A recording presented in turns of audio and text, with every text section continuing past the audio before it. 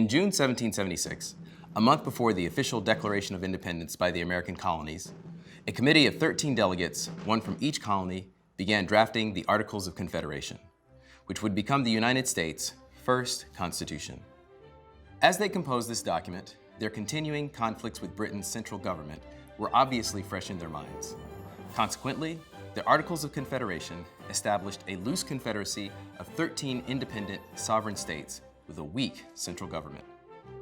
Notably, the Articles of Confederation specified that all powers not expressly granted to the central government, which were few in number, belonged to the states. The Articles created a unicameral legislature made up of only one congressional house, and they did not establish an independent executive branch, fearing that a strong federal government would undermine state power. The Second Continental Congress adopted the Articles in 1777, but they did not take effect until 1781 after all the states had ratified them. The Articles of Confederation failed because the 13 states jealously guarded their sovereignty, allowing the central government scant powers.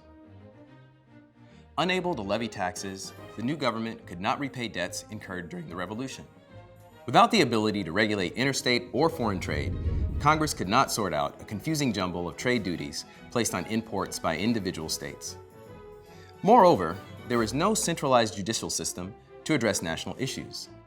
Essentially, the central government could neither act as a unifying force for the states, nor as a representative of the Confederation in international affairs. Under continuing pressure from central government to pay its taxes, Massachusetts raised taxes on its residents. This caused particular difficulties for the state's farmers, who had a hard time earning the cash required to pay the taxes. Many families lost their farms, and some farmers were imprisoned for their debts. Anti-government feelings surged, particularly among Revolutionary War veterans who felt betrayed by the country they had fought to create. In August and September 1786, large groups of farmers marched on Massachusetts courthouses to prevent farm foreclosures. The September protest was led by farmer Daniel Shays, himself an American Revolution veteran. Shays and his followers continued their revolt, which became known as Shays' Rebellion. And in January 1787, they attacked the arsenal in Springfield, Massachusetts.